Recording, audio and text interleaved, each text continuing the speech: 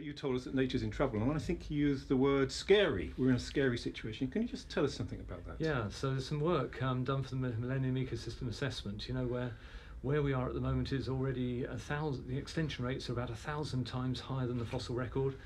Under climate change scenarios in the future, 10 times higher than that. So that is a scary situation. And we've got data now from the State of Nature Partnership that RSPB's had the pleasure of leading that shows, this is real. 2/3 of our species of conservation concerned in terms of abundance declined since 1970. So and the link between climate change as a pressure and those consequences for nature. Yeah. We're beginning to now see sort of climate related impacts appearing. So in seabirds, for example, changes in food. So some of the northern marine fish that they're feeding on disappearing, and sort of lower quality southern species appearing. So there's a real strong, powerful link between what's going on for nature and how we're dealing with our climate. Yeah. So and I think our analysis is climate is one of the most serious medium to long-term things that we're facing, and so we've got to kind of think about climate mitigation and adaptation. We need this transition to a low-carbon economy, but we've got to do it without trashing nature on the way and just accelerating a lot of the depletion we're seeing already. Okay, great. Then turning to the Severn as a system in which the potential for renewables is kind of obvious. Can you just, the nature NGOs have produced a new vision. Can you just tell me in a word or two what that says? Yeah. So Severn environmental NGO charities and other not-for-profit organisations have got together really to contribute to the debate and kind of articulate a vision. And I guess there's three elements to that. Looking for really a truly sustainable Severn, based, on respecting its natural values, on embracing, the services that people need from this wonderful estuary, and also, trying to work out how we can extract energy from it in this energy-rich environment, but in a way that respects nature and doesn't compromise those ecosystem service values that we need for people too. So fair to say the nature organisations are open to an energy project in this system? Absolutely. So, and then you touched on your, I think, 2 decades of experience of working with a great big part of the renewable sector called offshore wind, and how you've learned something out of that process. Well, so this really is about how we innovate, how we bring a new energy system into the environment, and so if I may, just going back to tidal lagoons at the moment, this is why I think we're reasonably supportive of Swansea, as a first of the kind scheme that would teach us an awful lot.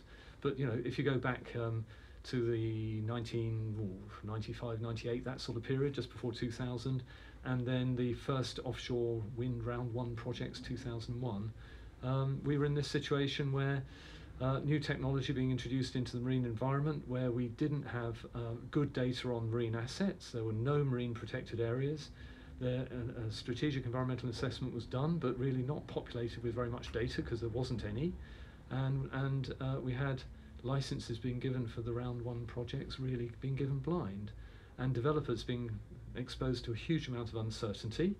Quite a few of those projects were okay, but quite a few, one in that first round, one was not. So you're telling us, Gwyn, about how we could have, we should have learned from 20 years of doing offshore wind and apply it to where next on the Severn. Yeah. So the offshore wind, around the year 2000, round 1.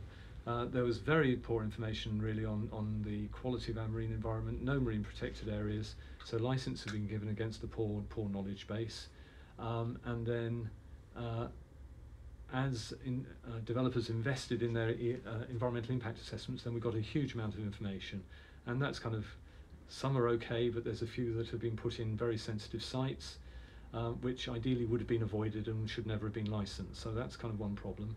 The other part of it is collision risk. So collision impacts have been modelled. There was no learning between round 1, round 2 and round 3 because they were too compressed. So we're now seeing big cumulative impacts on some bird species and concerns about cetaceans, which again, really, it would have been good to have done the early learning, got that validated and then applied it. So the context really for tidal lagoon power is, tidal power is really, getting an early first of the kind project where model data is being validated and we really understand what we're doing before we go into subsequent rounds. So there's a real knowledge challenge when There's it a comes to real- using the Severn Estuary in a way which doesn't end in a Yes. tragedy. Yes, I guess the difference is that we know already that these estuaries, the Severn and the other more northerly west coast estuaries that are potentially being targeted for subsequent developments, we already know that these are some of the richest wildlife habitats we've got. They're designated. We know that they've got really important bird populations and populations for fish and all these other ecosystem services that they're supplying humanity, and so we know we've got to do that sensitively.